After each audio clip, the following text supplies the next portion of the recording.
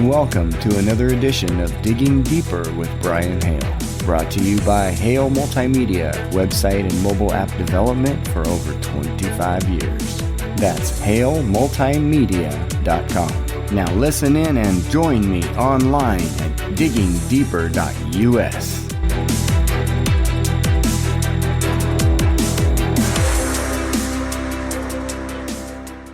The ugly truth is that there's still just hundreds, if not thousands, of children missing every day, just all over the place.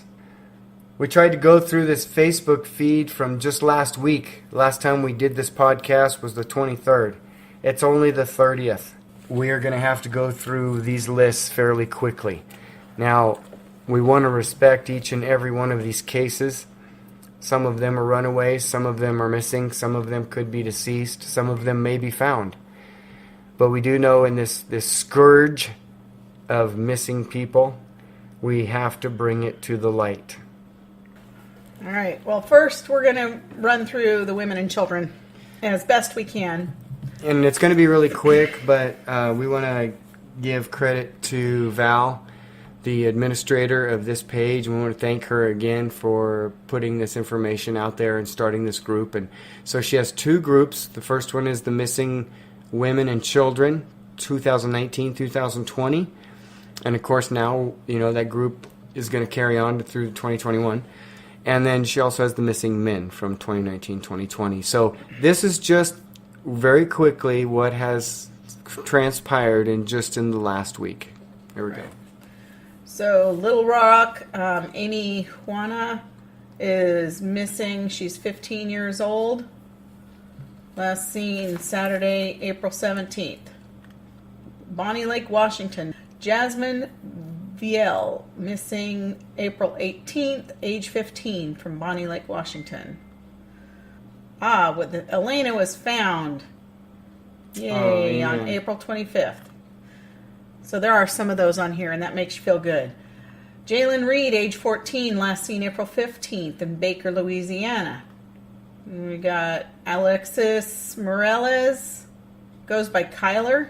She's 5'1", 145 pounds. Looks like she was headed towards El Dorado, Arkansas. And she's still missing. Jaden Mayer, age 14, from Choteau, Oklahoma. Missing since February 22nd. Cameron Diaz, missing in Waco, Texas. Yeah, sorry we have to go so fast, but there are so many, but that's the impact of this. We want to show you just how incredibly many human beings are missing in a week's time. Melanie Rodriguez, age 15, was located. Dakota Keys, age 15, last seen April 9th in Oregon. Kalani Lone Wolf, age 15, missing from Lincoln, Nebraska, April 8th. Karina Rosa was last seen February 13th. She's 42, from Palm Coast, Florida. Allison Everett, Jonesburg, Tennessee, 23, last seen March 30th. Teenage girl in Kentucky, Rosalind Vasquez, 15, disappeared August 24th of last year. Desiree Camarillo, age 16, is missing from Victoria, Texas. Terry Ackerman, 56, from Lochbuie, Colorado, endangered, missing since August 23rd of 2018.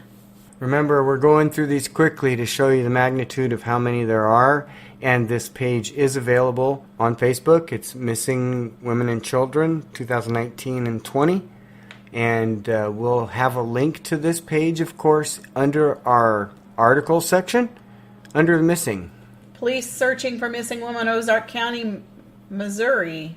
Jonetta Parsons, 37. Missing teen from Rancho Rio, 16-year-old. Rachel Alexander, age 15, from Phoenix, Arizona. Greenville County, South Carolina. Cameron Bailey Burns, 16. Last seen April 6th. Leaving with an unknown males in an unknown vehicle. Girls, do not get in a stranger's car. Megan Sanderson, 16, last seen April 19th, from Killeen. Killeen, Texas? Yes. Let's see. Sophie Benavides, age 14, last seen April 18th in Red Oak, Texas. Janelle Pearson, age 13, missing April 23rd from Henrico, Virginia.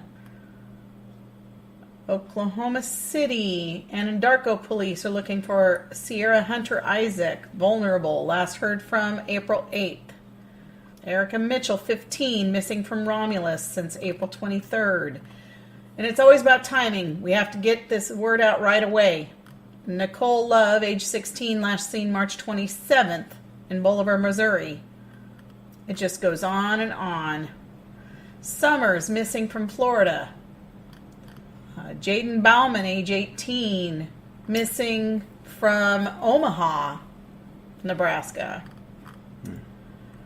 Missing endangered Christopher Gress, age 15, from Waukon, Iowa, April 21st. We've got missing Dallas pageant queen reported missing from Irving, Texas. They're not sure what's going on with her. Casey Hilliard, age 15, last seen April 17th from Chesapeake, Virginia. Brooke Boley from Cave City, Kansas, missing February 22nd. Laura Weatherwax, soon seen City, California, missing April 1st. And you know, with these masks, it's even harder to tell when people are in trouble. I know. So you really have to watch people's eyes now. Giovanna Lira, age 16, from Rancho Rio, New Mexico. Georgia Gunthbert is missing. She's the mother. Melissa Lobato, missing from Miramar City, January 7th. I don't know, Dad. It just keeps going. These are still from yesterday. Yeah, I know. There's about 10 more, and then we're going to get to a podcast that we did for a gentleman that we did an interview with. Honey Summer, age 16, was last seen April 21st from Knoxville, Tennessee. Madison Doyle, 14 years old, Pembroke, Massachusetts. Shelby Carpenter is still missing. We saw her last week. Left with a man named Drew in Orlando. They think she might have gone up to South Dakota. Madison, age 15, missing from Gibsonton, Florida. And this one is Alex Shell, age 14, last seen April 20th from Louisville, Tennessee. Christina Johnson is missing from the Spokane area. Her family is looking for her. Benjamin Unrein is missing from Topeka, Kansas. Anna Jesus Scott is missing from Topeka, Kansas. Isis Mallory is missing from Haven, Kansas. These are all just this last month. Cameron Keel, Kansas City, Kansas. He's been missing since February 23rd. Abigail Cox reported last seen April 26th. She's 17 years old. This is Tori Taylor, missing April 20th. She's 25 years old. Sarah West, 46, is missing from Scarborough, UK, April 25th. Maddie Ariana is missing. Her mama's looking for her. Endangered 12-year-old Hazel Palacio, missing from Los Angeles. And we're looking for Serenity Garcia, missing April 23rd, 17 years old. All right, now we're to this case that we want to talk a little bit deeper about. The case of Cyano Leisure. I had a chance to speak to the father of this girl on the screen. Now, the man you see on the screen is not the father. The man on the screen is actually a guy that goes by either Guy Thomas or Gabriel West, and he is the man that was chatting online with the mother of this girl. Mm-hmm. And the father, who's had a 4-year relationship with this lady, was told one day, in fact, it was his birthday. It's crazy. He's told... It was his birthday, huh? I'm seeing somebody else. And he's from Canada, and I'm going to go on an adventure. So she may have disappeared into the distance into Canada. We don't know if this was a perp that was sitting next door, a trafficker. We don't know if he was just really looking for love. I don't know what he was looking for, but we do know that she's gone now, and so is the baby. So her name is Jacqueline Marina Baker, and that's the mother's name, and the daughter's name is Cyano Leisure, named after her father, Ryan Leisure. And I had a chance to talk to him on the phone, and we went ahead and put together this podcast so that you could share this around, not only to everybody on Facebook, but Mr. Leisure has already shared it with Fox 4 News there in the Independence, Kansas City area. Right? I think he said it was Kansas City. And so let's listen in to this interview that I did, and also want to give credit to Valerie. She is our coordinator for missing persons. She is so appreciated. She's the one that took this distress call from this gentleman and made a decision to contact me to put together this podcast and to try to bring some answers to this gentleman's life. He just wants to know if his daughter's safe, if she's okay. He can accept the fact if she ran off. But the in-laws are being secretive and almost makes you wonder if they do or don't know where she is. Right. So that's why we're concerned, and it's part of our awareness on the child trafficking and human trafficking. And we pray that didn't happen to this gentleman's family. But here is that podcast. Let's listen in. Okay, we're on live with Val. She has a missing persons case to talk to us about. Hi, Brian. Hey, Val. This Ryan gentleman just called me. He's pretty shook up, and I'm pretty sure we're not going to be able to help him. But I told him that I would see if I could try to get you to give him a call, and maybe you would have some advice.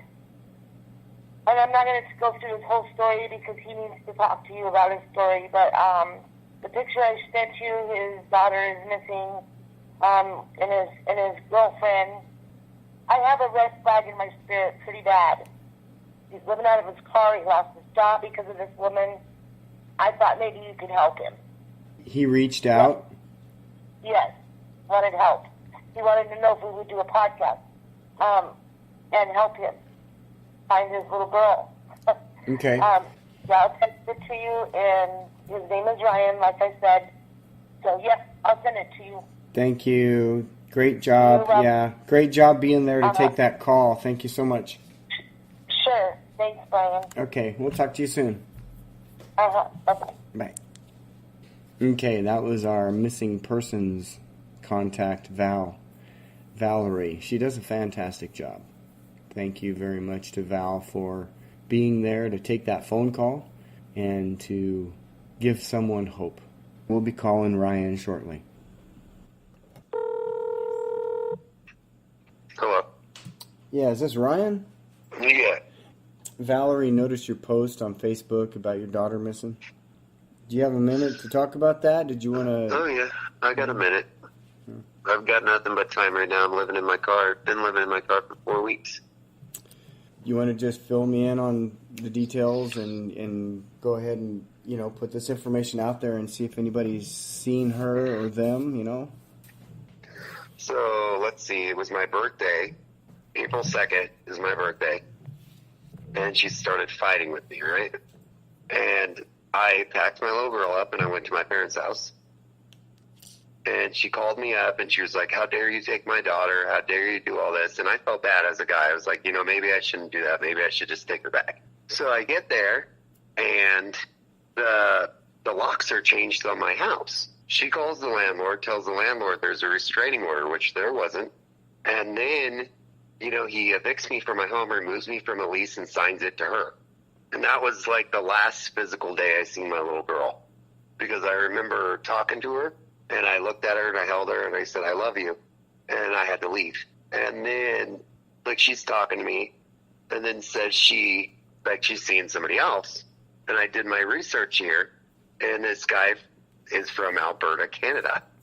And I go, you don't know this guy. You don't know what kind of guy he could be. You don't know what he's doing. You don't know what his intentions are. And the only thing she said to me is, he's nice to me. And then I try to get a hold of them on Facebook, and I've tried to get a hold of her. And then, he changes his Facebook name 2 or 3 times. And then he's blocked his Facebook now, where he doesn't have a Facebook, but he has Messenger. And then she calls me up, and mind you, I'm driving 2.5 hours to work trying to keep my job, and I ended up losing my job, and now I'm homeless with no job because I couldn't drive 2.5 hours from my parents' house to Kansas City, which is 2.5 hours away. She calls me up and says, meet me at a park. And I said, okay, which park? And it's 20 minutes from our house where I live. And I'm sitting there in the car from 9 to 10 o'clock. And next thing you know, 2 cops roll up and they give me a restraining order. And mind you, this is going on 3 weeks since I've seen my little girl. And then I look on Facebook and I try to explain to the cops. I said, well, she's saying that it's time for a new adventure and she's seen this guy in Canada. And they're telling me there's nothing I can do. Like, there's nothing I can do. I try to go to the cops and tell them what's going on. I've called social services, tried to tell them what's going on. And, nobody will hear my side. We have a court date on the 5th, but I'm pretty sure she's already gone. And nobody knows where she's at. Because my boss says they drove by the house and the house looks empty. So I don't even know where my kid is anymore. You have a court date on the 5th in the county there? Yeah, in Jackson County. But if she doesn't show up to court, she doesn't have to show up. Like, I asked them, does she have to be there? And they're like, no, she doesn't have to show up. You have to show up. And it's an ongoing thing. I text her mom and dad. I said, have you guys seen my little girl? I'd like to know if my little girl's okay. And they said, well, we text Jacqueline. That's all we can do. Like, nobody will tell me anything about her at all. It's really weird because they text me and they said they don't want to be involved. And then they want to be involved. It's like the whole thing's weird. Like her mom and dad doesn't have anything to say about her. I've been with her for going on 4.5 years. And this new guy comes along from Canada out of the blue and nobody's even concerned about that. Mm-hmm. I'm concerned as a father because I don't know what his intentions are. And I've even asked him, I tried to ask him on Facebook, I said, I don't care if you're with her. I just want to know that my daughter's okay and that's it. And nobody will give me anything. Nobody will tell me anything. And I've been clueless for 3 weeks. I've called her up and I said, well, I'm sleeping in my car. This is before they gave me the restraining order because I deleted all her information because I don't want anything to do with that. And then I said, I'm sleeping in my car. I said, I'd really like to see my kid. And she goes, well, I'm going back to bed. She doesn't even care. Mm-hmm. It's really weird. And the whole thing, I just have a really, really gut crunching feeling. I don't know if you ever get those feelings this guy doesn't have good intentions. Why would you change your name from Gabriel West to G Thomas and then delete your Facebook? He deleted all his parents off there. He deleted things off there. It's just weird. He spells it G-E-E, and then he went with, his name was spelled Gabriel, G-A-B-R-I-E-L, West. And then then he changed his name to G-E-E-T-H-O-M-A-S. Mm-hmm. Mm-hmm. Yeah, who's Greg White? Who's Greg? That's my friend. He's been a lifelong friend my whole life. I bailed that guy out of jail, and he's had problems with his girl, and I'm sending money.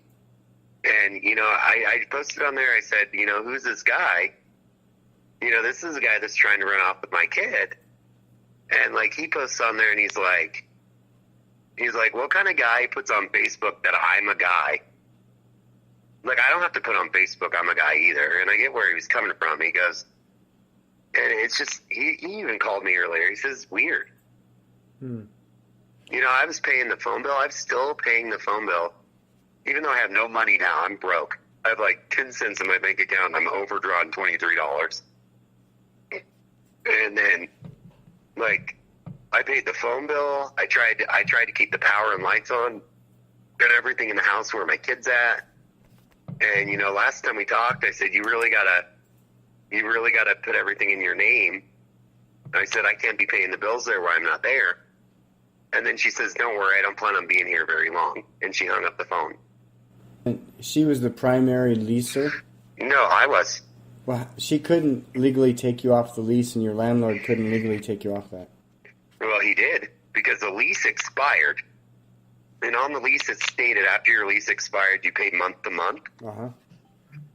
And I called him up and I said, why did you remove me from the lease? And he was like, because she said you left. She said you abandoned your home. Oh.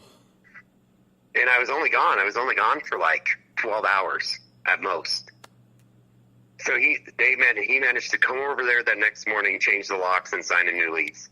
And that's that feeling I have in my gut. Like, I just have, that bad human feeling.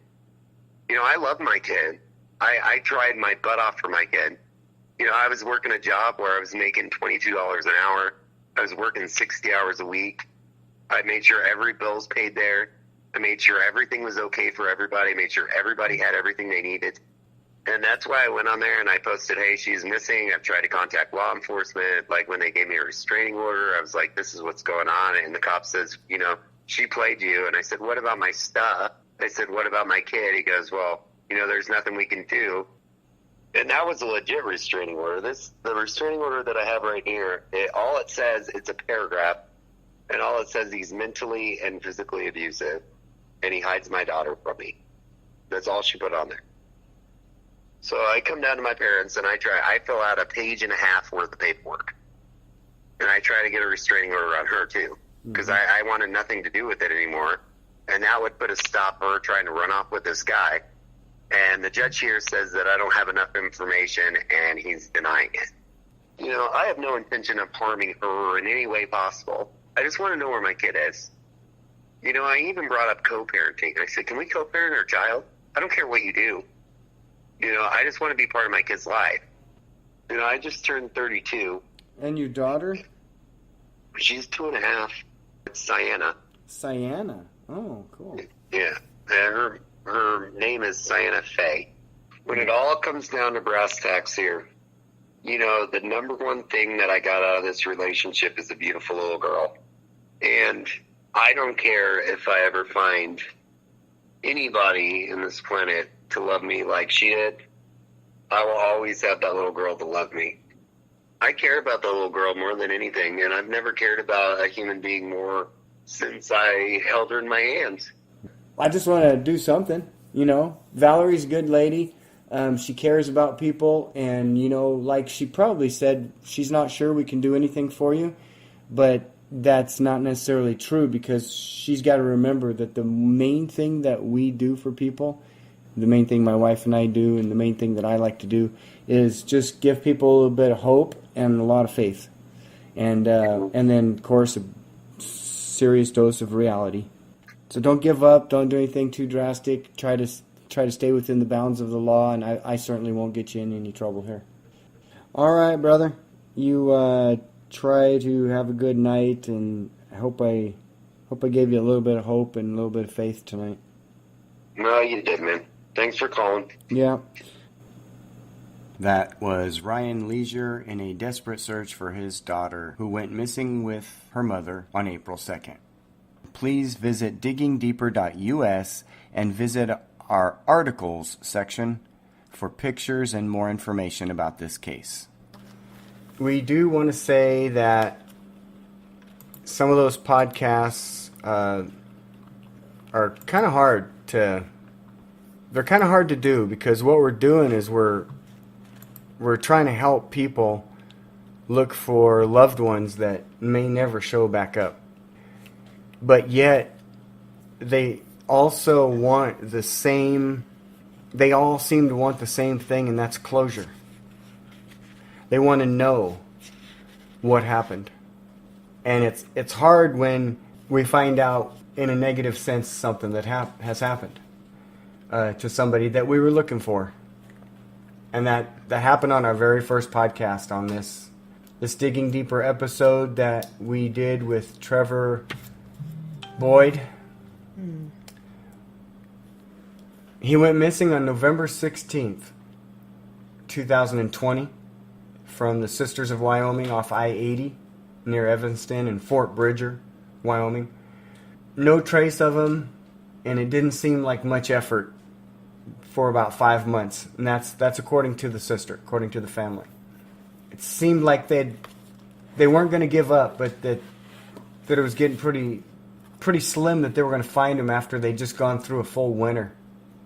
And now it was spring, and thank you again, Val, to bringing that to our attention through these pages that you just saw, through the Facebook pages. We found this case of a missing man. So we did a podcast on March 28th. March 28th, I believe, the date that the podcast debuted. After interviewing the sister, Jessica. It was a good podcast, and it gave us some good details to where he was last seen and what direction he was heading and the witnesses that saw him on the highway.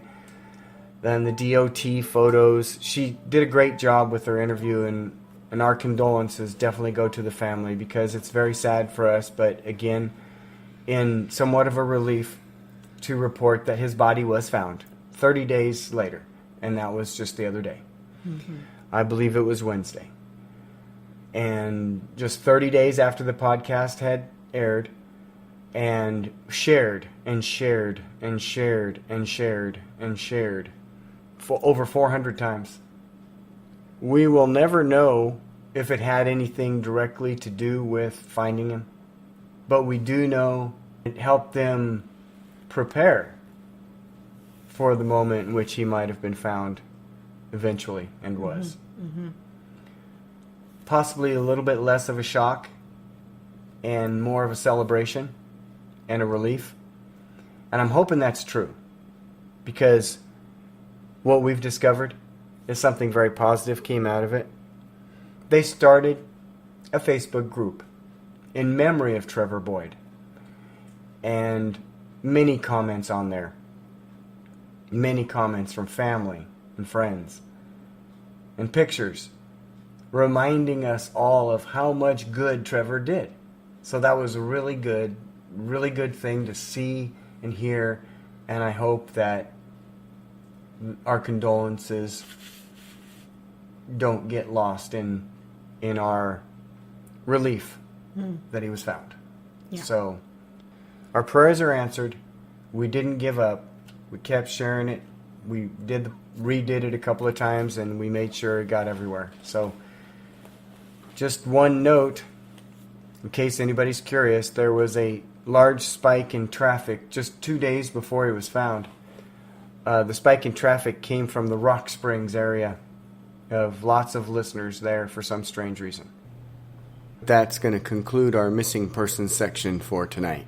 Please let someone know if you see or know anyone who was mentioned on this podcast. See something, do something. And that does it for another edition of Digging Deeper. Visit our website to catch this podcast and many others anytime. You can also watch our live TV network, browse our on-demand content, read our controversial articles, or sign up if you feel led to join the cause for defending our Constitution. It's all on diggingdeeper.us. We appreciate you listening, and remember, visit diggingdeeper.us to learn more about what we're doing to bring truth to light.